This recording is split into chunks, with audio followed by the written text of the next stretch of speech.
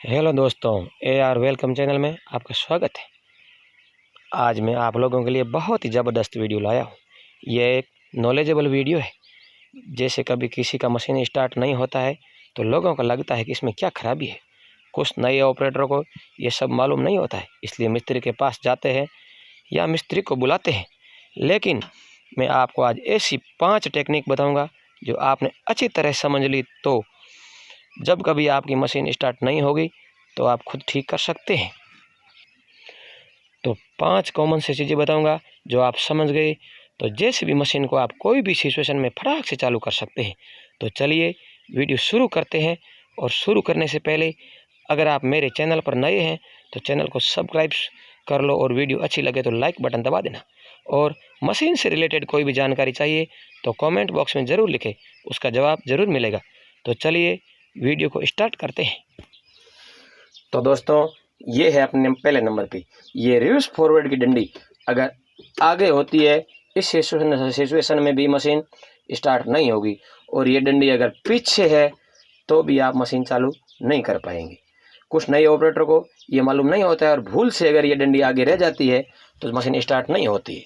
चलो आपको दिखाता हूँ। अभी ये डंडी आगे किया हुआ है, अभी मशीन को स्टार्ट करते हैं। तो देखिए दोस्तों चाबी ऑन हो गई है और ये चाबी को घुमा भी रहे हैं अपन, मगर जैसे भी स्टार्ट नहीं हो रही। अब चलो इस डंडी को न्यूट्रल मोड में रखते हैं। ये बीच में न्यूट्रल मोड में होती है। अब जेसीबी को स्टार्ट करते हैं, तुरंत स्टार्ट हो गई। तो दोस्तों पहले नंबर की समस्या आपको समझ में आ गई होगी। अब दूसरे नंबर की समस्या देखते हैं। अक्सर कुछ ऑपरेटर को नए ऑपरेटर को मालूम नहीं होता है और नई मशीन में अलग अलग फंक्शंस होते हैं। इस मशीन में नए मॉडल है। आपको बता दूं, यहाँ मेरा हाथ आगे जा रहा है, यहाँ पे शेल पे ऊपर ये एक छोटी सी पिन लगी होती है, ये दिख रही है आपको। अगर ये पिन निकल जाती है किसी भी कारणवश तो जैसे भी स्टार्ट नहीं होगी। ये पिन दोस्तों, जैसे मैं ये पिन में अभी निकाल रहा हूँ, ये पिन निकल गई तो अब जैसे भी स्टार्ट आप नहीं कर पाओगे। इसीलिए अगर चालू नहीं हो रही है तो इस पिन की तरफ भी ध्यान देना चाहिए। ये हो गई अपनी 2 सिचुएशन। और अब चलते हैं अपन तीसरी समस्या पे। दोस्तों तीसरी समस्या ये हो सकती है, डीजल पंप पे जो करंट जाता है उसका फ्यूज इसके अंदर होता है। अगर वो फ्यूज उड़ जाए तो भी जेसीबी आपकी स्टार्ट नहीं होगी। मगर उस सिचुएशन में जेसीबी सेल्फ खींचेगी मगर स्टार्ट नहीं हो पाएगी। तो आपको बताते हैं वो फ्यूज कौन सा है। ये फ्यूज बॉक्स को यहाँ से ओपन कर लिया है और इसी फ्यूज बॉक्स में ये आप लाइन देख रहे हैं। इस लाइन में अगर नीचे से और बाहर की तरफ से गिनती करने जाए तो ये जो पहला फ्यूज है जिसके ऊपर 20 नंबर लिखा हुआ है, ये पहला फ्यूज जो है पहले ही नंबर का और बाहर की तरफ से पहली लाइन, ये फ्यूज उड़ जाने पर आपकी जेसीबी चालू नहीं होगी क्योंकि डीजल पंप के ऊपर करंट नहीं पहुंचेगा। अब चलिए आपको चौथी सिचुएशन बताते हैं। अगर दोस्तों ऊपर बताई गई तीनों सिचुएशन आपकी सही है तो आपको चौथी प्रॉब्लम यहाँ आएगी। इस जाली को यहाँ से खोलते हैं। खोलने के बाद यहाँ पे अंदर आपको बैटरी बॉक्स के पास में 2 फ्यूज़ लगे हुए मिलेंगे।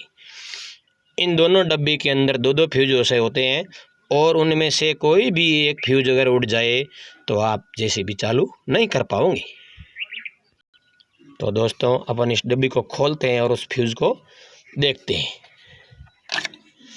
ये डब्बी को खोला अपन लोगों ने, इसके अंदर ये 2 फ्यूज लगे हुए।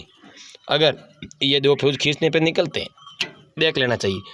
अगर ये फ्यूज उड़ गया होता है तो भी आपकी जैसे भी चालू नहीं हो पाएगी। इन दोनों में से कोई भी, और इसके अंदर भी 2 फ्यूज है, इन चारों में से अगर कोई भी एक फ्यूज उड़ जाता है तो आप जैसे भी चालू नहीं कर पाओगे। इसके अंदर भी 2 फ्यूज है दोस्तों, मैं आपको दिखाता हूँ। थोड़ा निकालने में कठिनाई आ रही है। ये फ्यूज निकल गया। ये कुल 4 फ्यूज है। अब आप समझ गए होंगे। अगर उन 3 सिचुएशनों में आपकी मशीन कंप्लीट है पोजीशन में और फिर भी चालू नहीं हो रहा तो इनको चेक करें। इनमें से कोई भी एक फ्यूज अगर उड़ा हुआ होगा तो आपकी जैसे भी चालू नहीं होगी। तो दोस्तों वापस ये डब्बी फिट कर देते हैं। अब आपको अगली 5वीं प्रॉब्लम बताते हैं। अक्सर दोस्तों नए मॉडल में डीजल पंप के ऊपर जो ये पिन लगी हुई होती है, यहाँ पे हरे कलर की जो दिख रही है और एक पिन ये ऊपर लगी हुई थी, इन दोनों में से कोई भी पिन अगर एक निकल जाए तो आप जेसीबी चालू नहीं कर पाओगे। और जो आपको मैंने पीछे फ्यूज़ बॉक्स में जो फ्यूज़ बताया था उसका कनेक्शन भी यहीं से जुड़ा हुआ होता है। तो आपको ये पिन भी चेक कर लेना है। अगर ये पिन भी सही है, सही नहीं होगी तो आप मशीन चालू नहीं कर पाओगे। और अगर ये पांचों सिचुएशन अगर कंप्लीट है तो आपके लिए समस्या आती है कि अब क्या करें। तो सबसे पहले आपको बैटरी देखना है। उन 5 सिचुएशन में आपकी मशीन 100% चालू हो जाएगी। फिर भी अगर चालू नहीं होती है तो बैटरी के यहाँ से खोल करके इस वायर पे जो टर्मिनल लगे होते हैं उनको खोल करके धो करके साफ करके फिट करना चाहिए। उसके बाद भी अगर चालू नहीं होती है तो बैटरी और सेल्फ का प्रॉब्लम है। इसलिए अभी जो मैंने आपको 5 सिचुएशन बताई है उसको आप अच्छी तरह से समझ लोगे तो आपकी ज़िंदगी में कभी आपको मशीन में ऐसी प्रॉब्लम आने पर मैकेनिक नहीं बुलाना पड़ेगा। तो दोस्तों बस आज की वीडियो में इतना ही।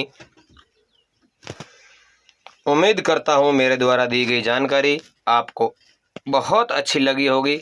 अगर दोस्तों आप मेरे चैनल पर नए हो तो चैनल को सब्सक्राइब ज़रूर करें और जेसीबी से रिलेटेड वीडियो को तुरंत देखने के लिए घंटी वाला बटन प्रेस करें।